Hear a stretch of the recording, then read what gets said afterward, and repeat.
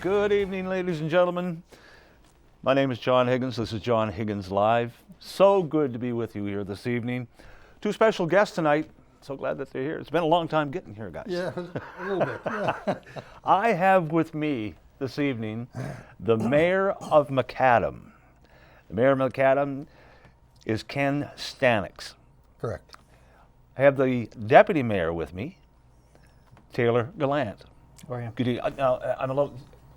Do I call you your worships? Do I call your majesties, or how do I? Not me. I think for the mayor they call him your worship. I Your never. worship. Do you want to be called your worship? No, I don't think Okay. so. Just please call me Ken. I never understood totally where that came from, but anyway. Okay, Macadam. What a going concern. Right word? Macadam is doing good things. Macadam's doing great things. We are. We're one of the few rural communities in the province that's actually growing. Yes, yes. We've probably added about 100 people to the population. The original population about 3 years ago was 1,150 people. Mm-hmm. We've sold about 80 to 85 houses in Macadam. That's what I want to talk a little bit about that, okay? Sure. So you advertised that you were selling property in Macadam, is that right? Well, we never really advertised it. What we did was 3 years ago when this council came in, we had sat down probably, I guess about 6 years ago when we started what they called the Macadam Community Action Group. And where that came from, I had gone to the previous mayor, Frank Carroll, Mm-hmm. and Frank and I were friends from way back when. Mm-hmm. And I had just retired and moved back to Macadam in 2012. And so I spoke with Frank and I said, I see a community in decline. What are we going to do to turn this village around? Right. And he said, well, maybe what we could do is we could start off with a series of public meetings. So he said, who would chair that? And I said, well, I can facilitate the meeting. That's not a problem. He said, okay, well, let's set up a public meeting. So we had about, what was it, probably about 200, Yeah, it's a good 250 crowd. people. That's a good turnout. Mm-hmm. Yeah, it was a good turnout to this meeting.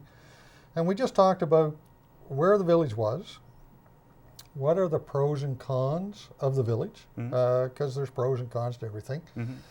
And so we discussed all the good things, all the bad things, and then some options as to how we might turn things around.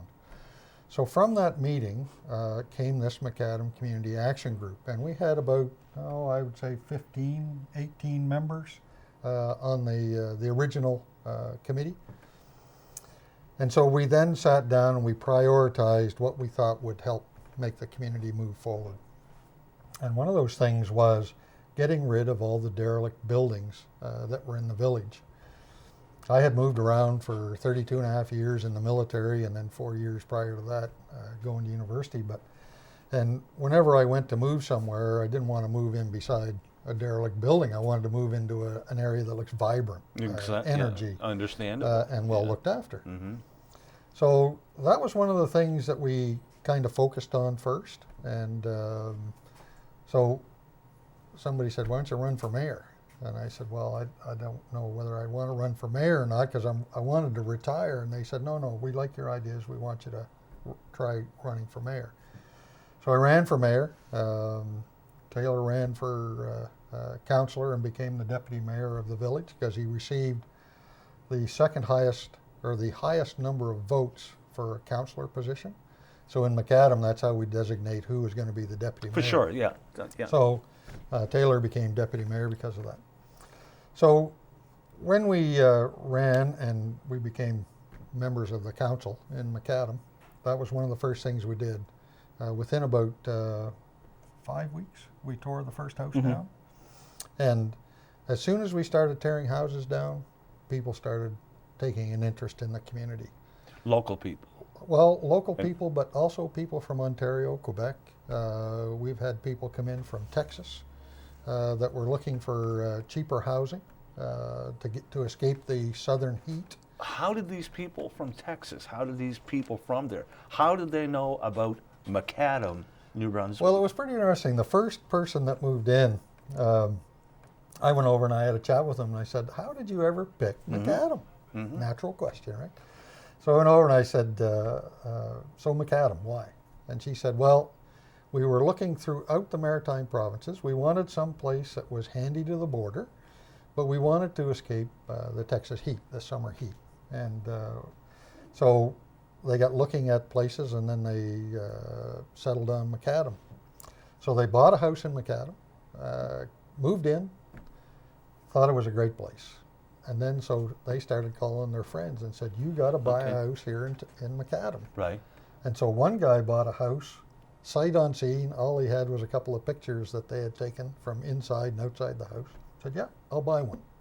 Very nice people. I've actually gone down to Texas to visit with them. Really? Yeah. And then the third couple came up, and they bought a house, and they've been renovating that home and bringing new energy and new ideas into the community. And that's really what it boils down to. So these are existing homes that they're buying. That's correct. Right? Yeah. So we've sold about 85 existing homes over that 2.5 year period. Because we started tearing down. We had identified 25 derelict buildings in the village. And I think at last count, 17? I think we have 17 or 18 of them down, and another 2 coming.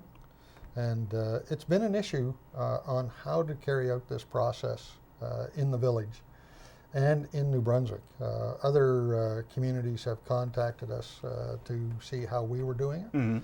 And so they'll be using some of the processes that we developed or that we came up with here to use in their locales as well. And I think the teardowns is part of our success, because when you get new people coming into our community, that's the very first appearance, their first impression of the community is the aesthetics. For sure. So. For sure. But you offer. So how does this work? You could buy a lot for $1? Yeah, that kind of when we first had the MCAG, I think Taylor and I both had the same kind of an idea of selling or giving land away. Okay. So we looked at how other people had done it. And historically, it's a thing that Canada has done in the past when they were, say, for example, trying to bring in Ukrainian farmers into the West in Manitoba and Saskatchewan. Yes. So to take over the farmlands there. Exactly. Well, it's a very similar idea. Yeah. And so we looked at it and we said, houses are selling. We had a couple of people come to us and said they wanted to build houses in Macadam, but they couldn't find any land. Okay. So as soon as we started hearing that conversation, then we went back to council and we said, we need to move forward on this dollar lot idea, because we're now starting to get to a point where I think if we had them out there, people would buy them and we'd start building some homes. So then we had to go and we had to locate the land, try and find out where that land was going to come from. We found, what was the department again? Social development. Social development had some lots in Macadam that hadn't sold for decades. And so we went to them and we told them what we were going to try and do to try and invite new people to come in. And they were receptive, I think, to the idea that we were going to try and build the community using this process. It still took us about 2 years to get our hands, have the land transferred from the government to us. And then once that was all in place, then we decided we would move forward and sell those lots for $1. That's amazing. Yeah. Any questions that you have for the mayor and the deputy mayor? Any questions?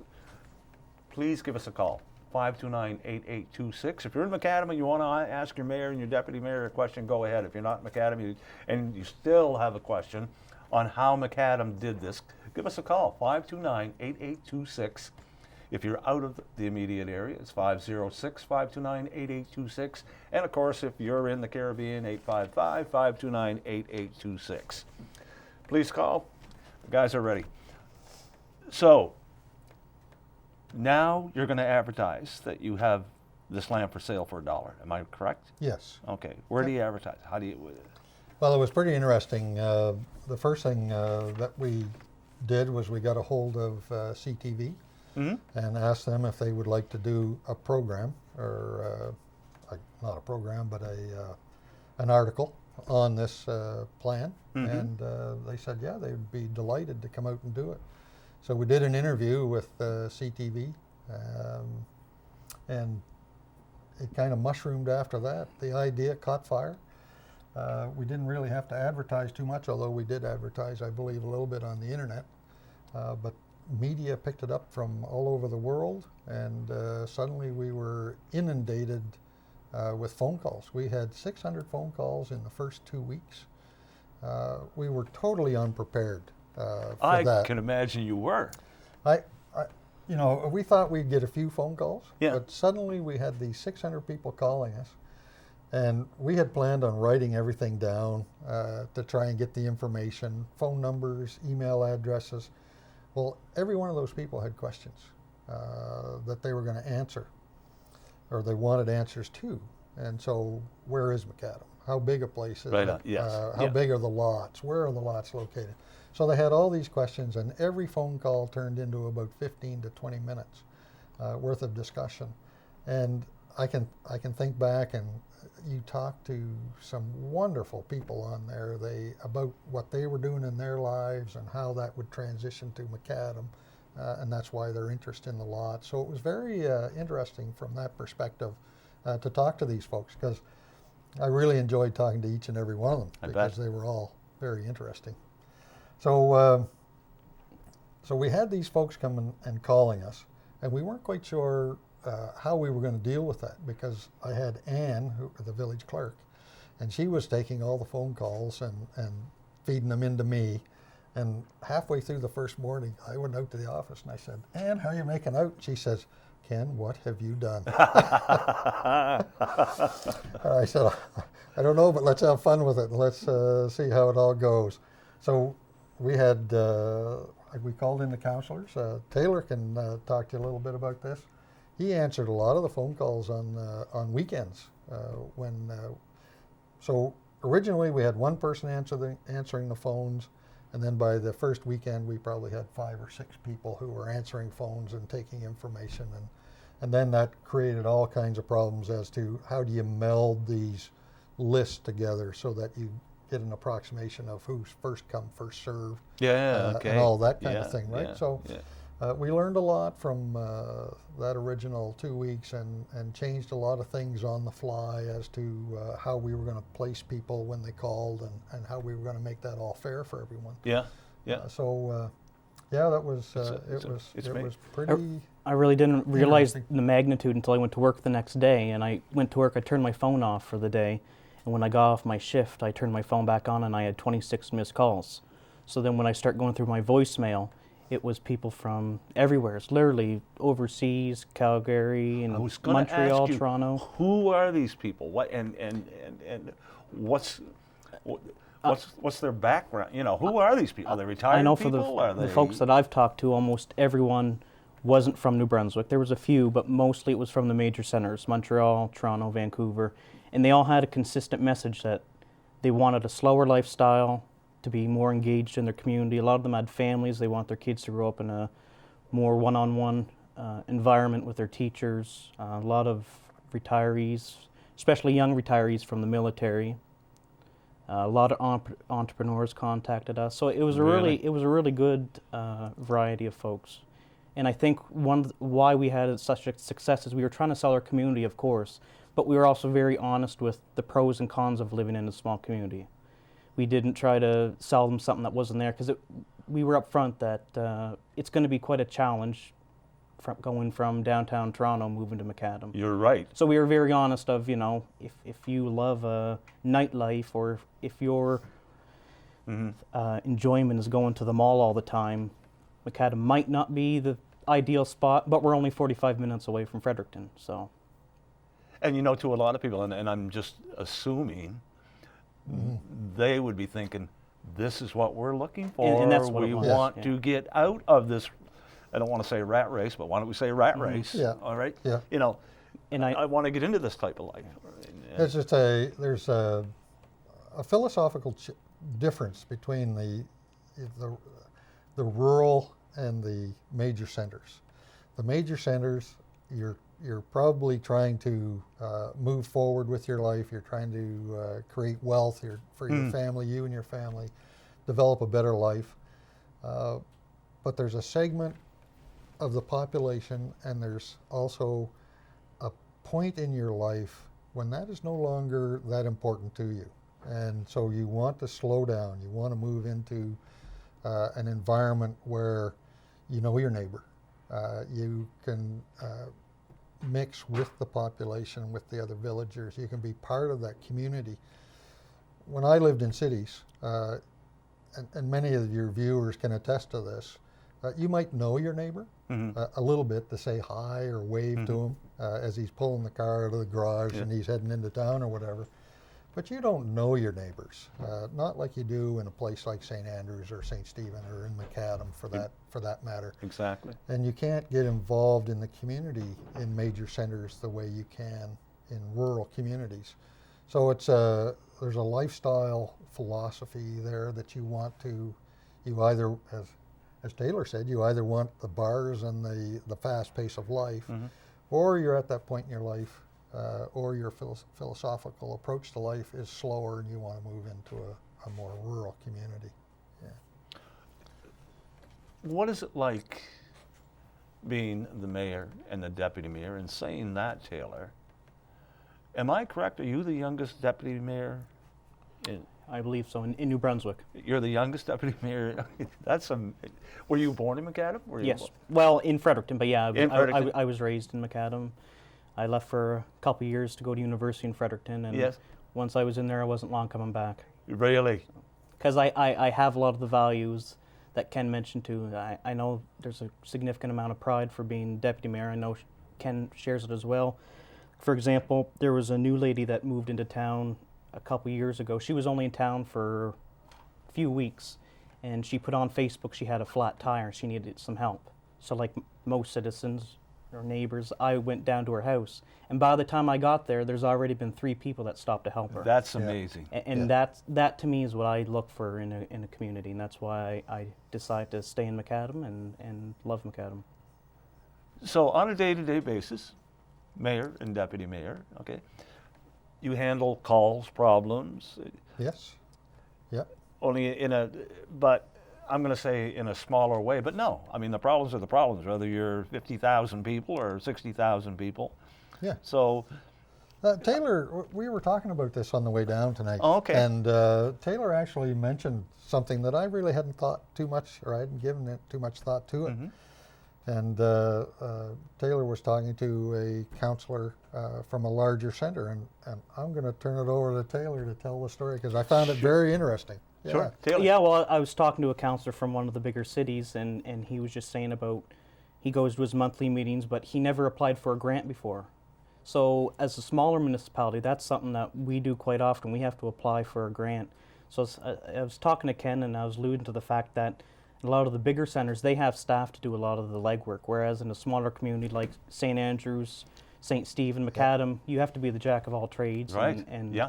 A lot of times it's calling up in Fredericton to social development ourselves or DTI or DNR, and we don't have the staff that we do have. They work very hard. They do a fabulous job, but a lot of times we have to do the legwork ourselves. Yes. Simply amazing. Police force. Yes. You have a police force? We have a contract with the RCMP, and they provide what they call a provincial standard of policing with the community. Yep. So there you have fire department. We have a volunteer fire department. Volunteer fire department. How many volunteers would you have? How many? How would? We probably have in the proximity of 25. It fluctuates a little bit. We have as most volunteer police force or fire departments would go, you have a hardcore group that comes out all the time. Every time, right? Yes. And then you have a certain group that, they might come out once every couple of years. So when I say there's 21, 25, there's probably 30 in total, but if you had to count them, the hardcore guys, that's probably in the 25 range. Yeah. Yeah. That's amazing. So you do have everything. I'm asking this because I'm thinking here, plowing the streets? Do you have, is that like a village crew that you have, or is that, so you do have a crew, like a maintenance crew, like a village plow? It is. Crew? I know, guys, I feel like I'm Yep. sounding like an idiot on No, this. No, not at all. No, because a lot of communities contract the plowing out. Yeah, okay, Mm-hmm. yeah. Some communities do. Yes. We have a crew, and then our maintenance guys take care of the plowing. And Simply the maintenance. amazing. Yeah. Yeah. So, and not only that, but Macadam, we're going to take a break here, but when I come back, I want to talk about the surrounding area of Macadam, the lakes, and let's talk about that. Okay, we're going to go for a break, and I'm going to be back with the mayor and deputy mayor of Macadam right after this.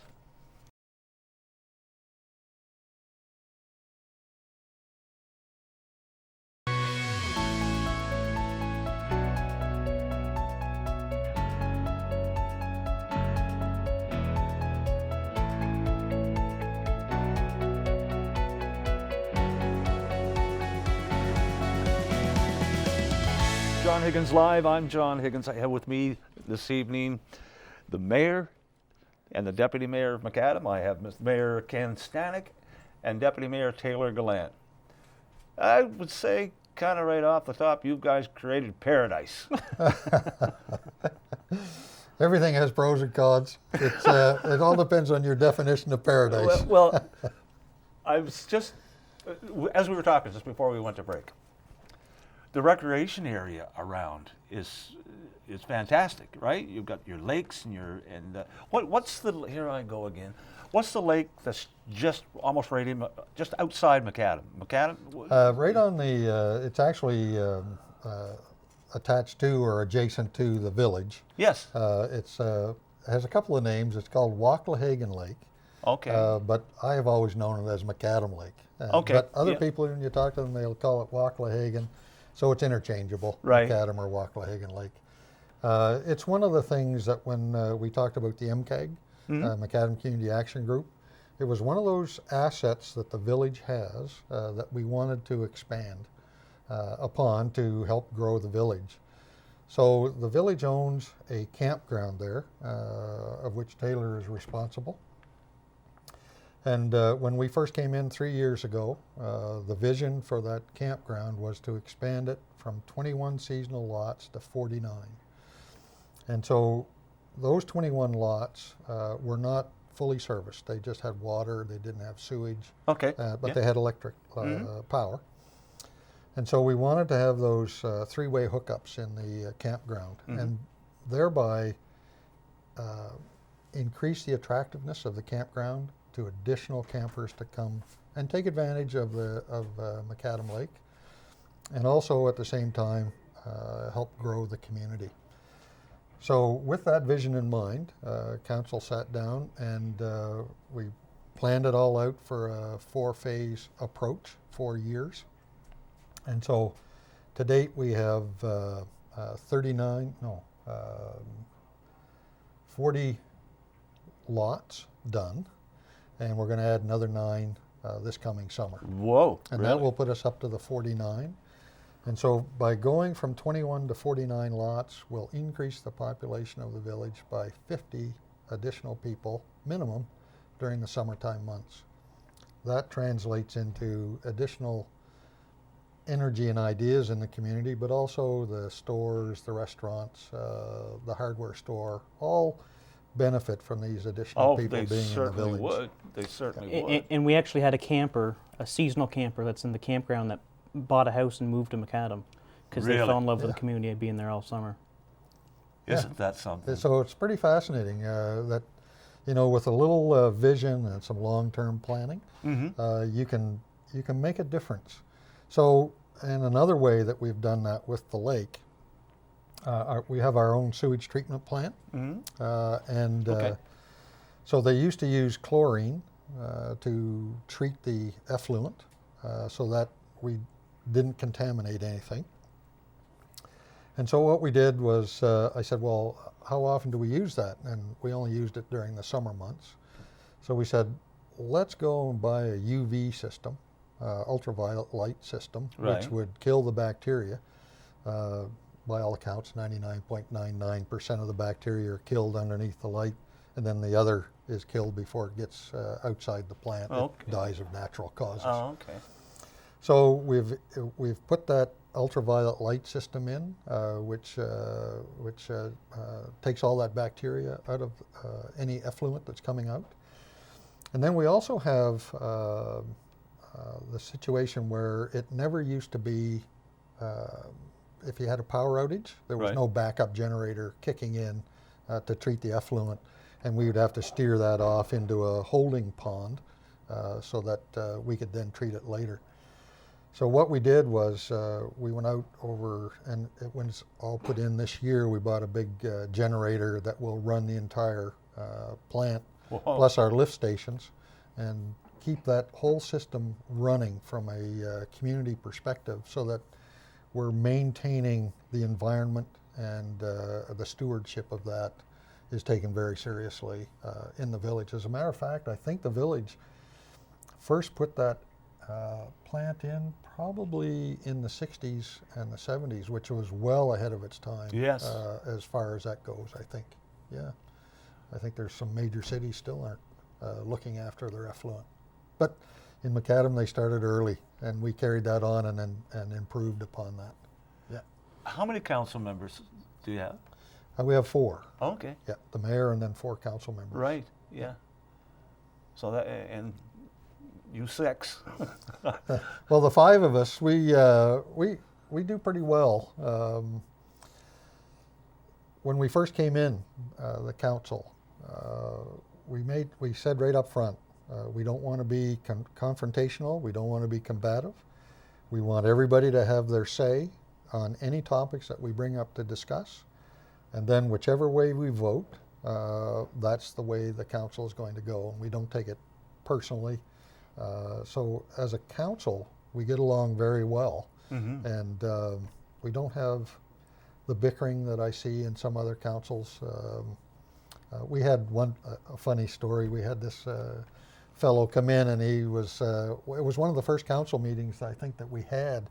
And he came in and he sat down, and he never said a thing the whole way through. And then at the end of the council meeting, he said, "So what did you think?" And he said, "Well, I'll tell you, the last thing I thought I was going to see was 5 guys having so much fun looking after the village." Well, really, So but it was very isn't that complimentary. the secret? Yeah, Isn't that? work together.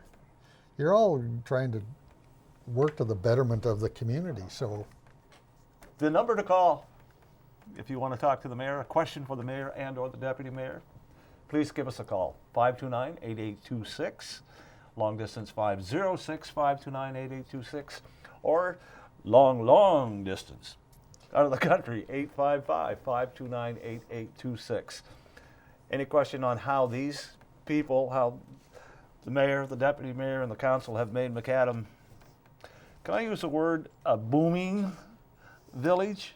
I think it's well, it depends on booming is a pretty good term if we're just talking about population growth. Population growth in Macadam, as we had stated earlier, 3 years ago we were at about 1,150 people. Those 85 homes that have sold have increased our population by probably 100 or a little better. And the campgrounds growth is another 50 people there. And then the dollar lots that we're going to have sold. One lot has started building a home on it already. But once those 16 lots are filled, there's another 50 people minimum that will be coming into the community. Mm-hmm. So over the last 4 years, we'll have grown the community from approximately 1,150 to 1,350 people. So it's a growing community. One of the things, probably about 2 years ago, we had that drought. Yes. And Yes. the water system in Macadam was originally designed to handle 65 to 80,000 gallons of water per day.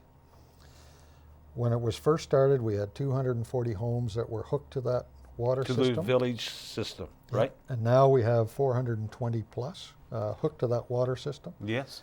2 years ago, we realized that we needed to do something about the water system because we started maxing out the water aquifers. And we were thinking that we were going to stress those aquifers. We didn't, because we went out to people and asked them not to water their lawns, not to wash their cars. Okay. Yeah. And that was very remember successful that in drought. mitigating that. Yeah. So at that point, we sat down as a council and we said, okay, we've got a water issue here in the future. We want to grow the community. We need more water if we're going to do that. So we then went to the federal and the provincial governments through our MLAs and members of parliament and said, this is the plan. This is where we're taking the future of the village. This is what we need to get there. We need a couple more water wells to take us from 80,000 gallons a day to 155,000 gallons. So those projects are sitting out there waiting for approval. And once those are approved, then we can continue moving on to the growth of the community. Amazing. But we've started that process 2 years ago, and now we've got those things in place ready to go and just waiting to get the final nod. I know I've been to Macadam. I can't say a lot of times, but and it is when you get to Macadam, you're coming down the road. The first thing, the railway station is there, beautiful, Yes. right? Yep. And then, do you call it the main street? Yes. Okay, on the main street, I can remember there was Cook's. Yes, Cook's. Is Cook's still there? Yeah, Cook's is still there. Yes, they just had their 80th anniversary, I Yes. believe. Okay, that's Giles and George. Yeah, George. George? Yeah, Giles is passed, but yes, Okay, Giles so used George to is be still there. You Yeah. could buy everything from a loaf of bread to a screwdriver. Yep, that's right, and still can. And still can. Still can. But that's like the kind of village it is. It's just it's so cool. It's so neat. And, Yeah. And then you also, I know you don't have a mall, but you have a center, right? Yes. There's some businesses in that, right? Right, we have the gun dealer. The gun dealers, most right? people that watch the show would probably know about the gun dealer.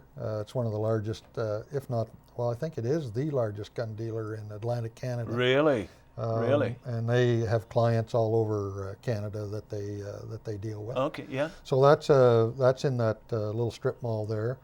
We also have a new gym in there. We have a drugstore in the mall. In the mall, in the strip yeah. mall. We also have Corey's Independent Grocer that's there in the strip mall. Oh, as okay, well. yeah, okay. But the downtown is still.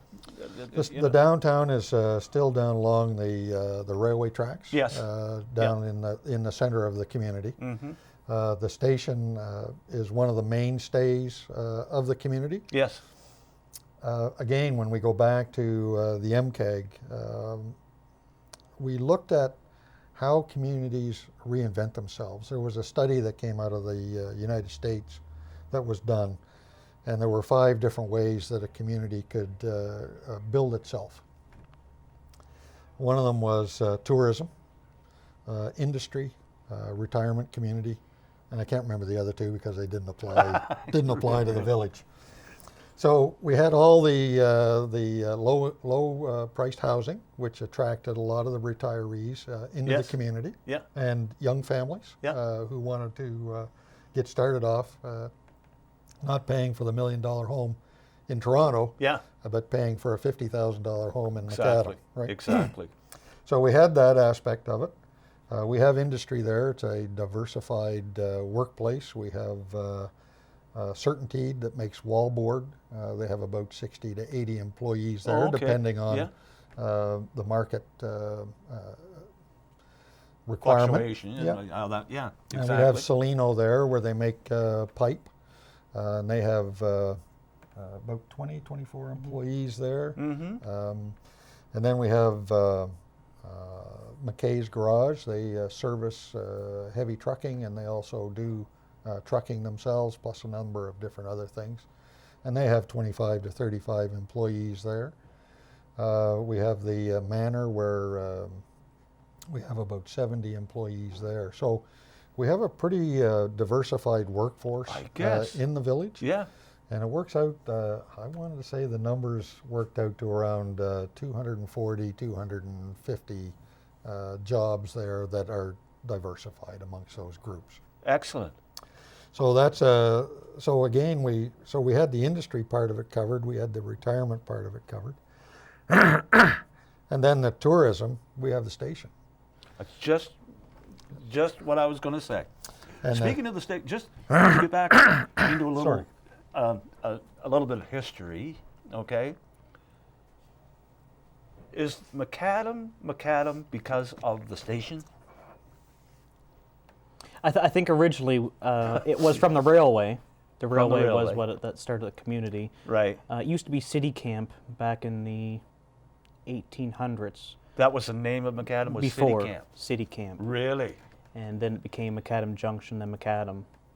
But yeah, it plays an intricate role in the economy, and it's important to us. I've read about the station, CPR. It used to be the CPR Used station. to be the CPR Yep. station, and it was busy.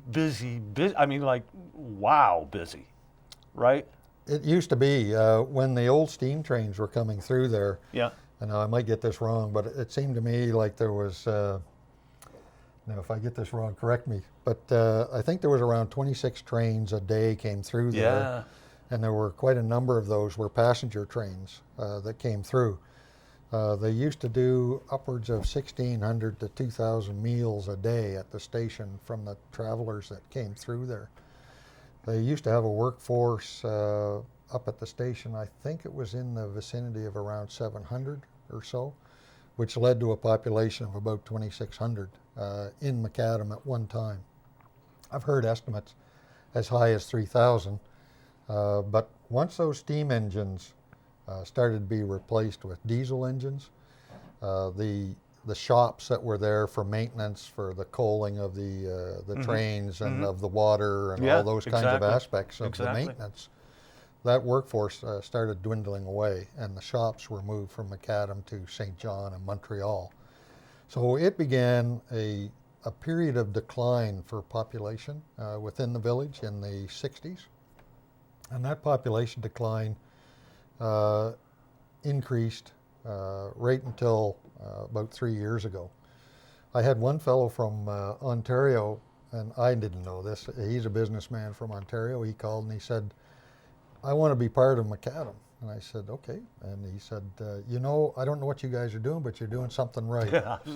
He said, "Macadam has not experienced population growth since 1956. And yet you guys have turned it around down there, and we're not quite sure how, but we want to know more." That's what I was going to say. That as Taylor was saying, councillors, how are you doing this? You're all. You know. We're going to take a break, Yep. and we're going to come back in a couple of minutes, and let's talk more about the station, the history, and everything that's. I want to talk about the pies and all Okay. that stuff and everything. Yeah. Okay, we're going to be back in just a minute. We're going to go for a break. Be right back.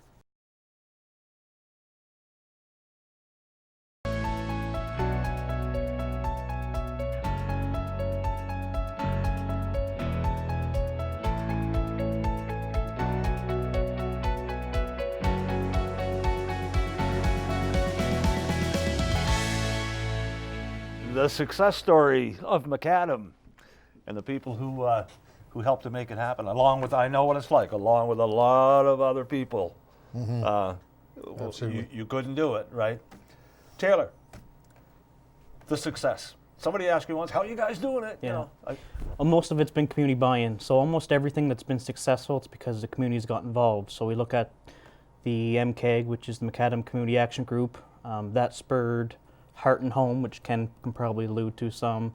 That started the Shop Macadam, which is local investment, helping to help the local economy. That also started the Canoe Paddle. So that was a community-led initiative. Also the Beautification Committee, that's all run by volunteers. And also the station, which depends on all volunteers. So really the success has come from the community. And we've done what we can to try to help those organizations, and it's beneficial for everyone. right. So with the station, as Ken was talking about earlier, Yes, that's really the yes. third leg of our economic, is the tourism. Okay, so that's not a very top. It's a part of it, Yeah, okay, because yeah. we have a diversified economy. So I know in the summertime, there's 35,000 visitors at the station, which it helps the community immensely in the summertime. Now, more recently, with the station tours, the Christmas tours. It's become popular. So that really gives the community a boost in maybe the slower months per se. And also this year, for the first time, we had the Polar Express in Macadam, which was hosted by Southwest Railway and also Make-A-Wish Foundation. Oh, okay. They hosted that. So how did that work, the Polar Express? How did that? What were the numbers? How many? We had, originally it was 2 trains that were going to be running the Polar Express, and that was going to accommodate 440 people. Again, I want to show you I don't know anything. How do you get a train? It was... Okay, somebody call up. We need 2 trains. Yeah, it's interesting. There's a pretty good relationship between Macadam and NB Southern, which is owned by the Irving family. Oh, okay, okay. So we have a pretty good relationship with them. And Frank Carroll, who is the chairman, or he was the chairman, he's now the treasurer of the. You used to be part of that organization, the Macadam Historic Restoration Committee. Yeah, okay. I could not remember that name. Yeah, you got it. So anyway, they have a very good relationship, and they've been doing this Polar Express down in St. John for a number of years. Oh, okay. So they were looking, and if I get this correct, I think they were looking to expand it, and so they decided that they would try and run it from the train station in Macadam.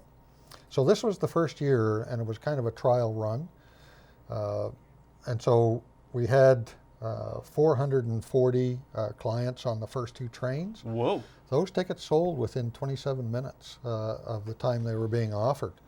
So what they decided to do was they would run a 3rd train in Macadam. I think they ran extra ones in St. John as well. So that brought it up to about 660 folks that were able to take advantage of that Polar Express run. Now, as Taylor said, you go right back to the volunteerism. Yeah. Out of the 70-some kids, young women and men who are students in Macadam High School, every one of them volunteered to take part in the Polar Express. They filled positions in the kitchens, creating spaghetti dinners for all the riders that were coming on this trip. They served on the train, helping Santa as the elves. I don't want to give anything away, and they all said they had a blast. It was they had a lot of fun. Well, it sounds like. And Santa came on the train as they went down to the North Pole, and once they got to the North Pole, Santa got on the train and regaled everybody, and so it was a fantastic trip. I spoke to several people who had taken the trip to the North Pole. They said it was a once-in-a-lifetime trip. They really enjoyed it. The kids all had a blast. And I think next year they're going to do it again. Really? So it's good for all those people, all the believers out there. Yes. And you have a lot of fun with that. But it's also good for the community because it brings a lot of new people into the village. Yes. They get to see it for the first time, many of them. They get to see the station for the first time. That's right. And so it's just good for the community in general and the people who take part. It's an amazing feat, too, to think about 660 people in a community the size of about 1,200. That's what amazes And it was only successful because everybody pulled together and worked together. Which is always the way, isn't it? Yeah. It always, it takes everybody in order to, Yeah. So, but that's, I do want, talking about the Polar Express, also in the summer months, you have the train that goes from Macadam to St. Stephen, okay? Yes. And that, that's quite a trip. That is. That's another one of those trips that supports charities I think within the community. Yeah. Actually, I think it supports the Boys and Girls Club down here in St. Stephen. I'm not sure. Yeah.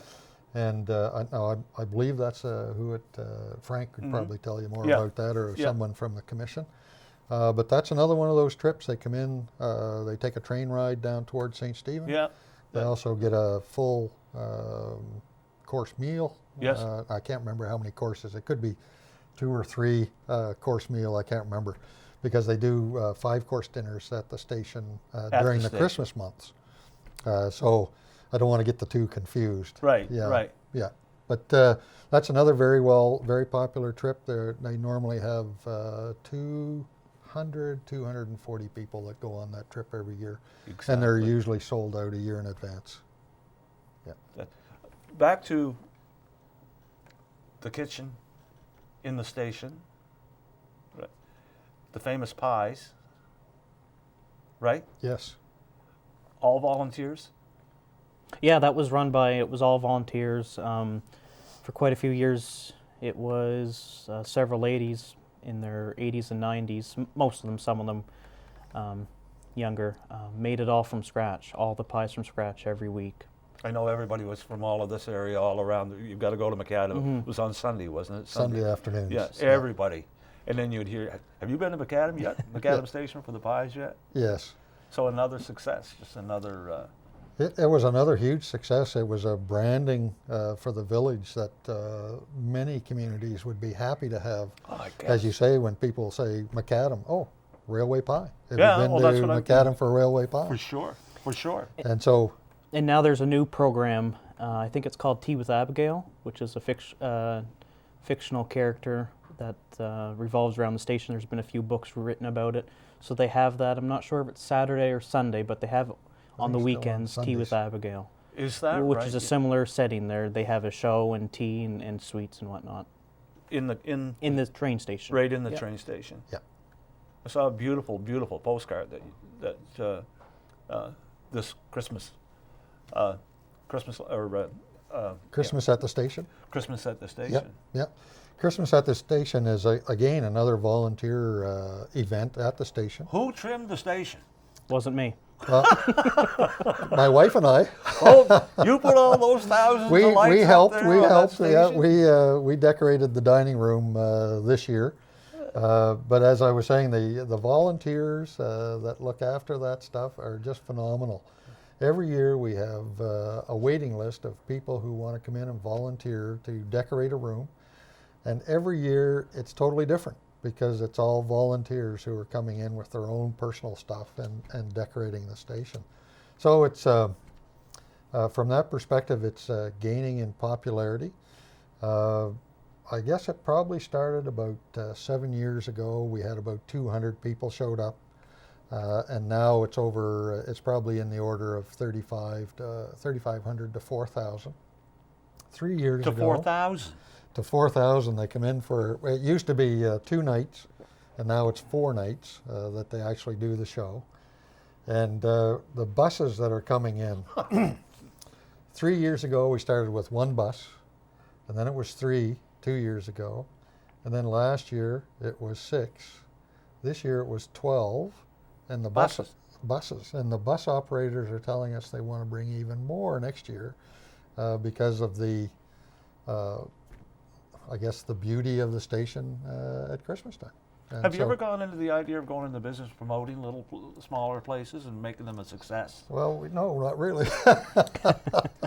Maybe you're planting a seed. But and again, it goes back to the volunteers, it goes back to council, it goes back to the guys that are working in the community. Everybody is proud to be a Macadamite. Everybody wants to show off the village in its best light. And I think because of that, we have just a wonderful group of people that get together and want to make change. Now, I have to say, over the last 2.5 years, those 85 houses that have sold, you can take a look at the newcomers that are coming in, young retirees, new ideas, new energy, and those folks are making a huge change. Don't you think we all should be open to that? Oh, I think so. We need to increase the number of people that want to come and move and live here. I grew up in this area. I just think of St. Stephen, St. Andrews, Macadam, Harvey Station. Each of those communities are wonderful places to live. The traffic jam down at the corner is 2 or 3 cars coming to the corner. It's not bedlam on the highways. And it's just people are friendly in this neck of the woods. So I think we should have no difficulty, so long as we advertise ourselves and at least tell people what we have here and that we're willing to share it. And I think, like Taylor said too, don't expect more than what we are. That's right. Yeah, I mean, agree Taylor with was that. telling these, Yeah. the people that we wanted about Macadam were in Toronto. Rural living isn't for everyone. No, that's right. know. That's right. But I think when most people weigh out the pros and the cons, there's definitely more in our favor, in our corner than not. Mm-hmm. I so agree with you. Compared to yeah, this is the way of life. It is. It's a great place to live. You've traveled a lot. I spent 32 and a half years in the Air Force. We moved every couple of years, probably on average. Like some years we moved every year, and other years we'd move every 3 or 4 years. So I lived in a lot of cities, traveling 35 to 45 minutes each way to work, Exactly. and then back home again. Exactly. I know what that life is like, and for many people, it's what they need to do in order to live and survive. And cities have great things going for them. They have operas, they have theaters, they have all those cultural events that a lot of people feel they need to have. What they don't have is peace and solitude and a strong sense of community. And I think that's what we can offer to a lot of different folks who are at that stage in their life, who are looking for a place to settle down. I talk to people from Toronto and I say, sell that $1 million home in Toronto. You move down here, you buy a $50,000 home, you spend $50,000, $70,000 fixing it up. You take that extra money and you put it in the bank, you can draw it down at $3,000 a month. And now you can retire, and it's going to last you until the end of your days. And Mr. Mayor, you can retire and retire That's right, retire and retire. comfortably. Yes. Yeah. Yeah. Okay, you guys, congratulations, number one, and I'm serious about that. I mean that. Congratulations, because you guys, well, not turning it into. You have been for the past few years, making Macadam the envy of a lot of small villages. And how do these guys? And just keep up the good work. Thank you. It's been so good to have you on the show. So good to have you explain the beautiful, beautiful village of Macadam. We've enjoyed being here. Thanks for having us. Thank you very much. Thanks. That's it. We're gonna wrap it up tonight. But again, I want to these people and the volunteers of Macadam. You have done it. You have made a complete success, and I'm going to say it again. You're living in paradise. Thanks. I'm John We think Higgins. so. And I'm going to be back with you again next week for John Higgins Live. Have a good week. Bye now.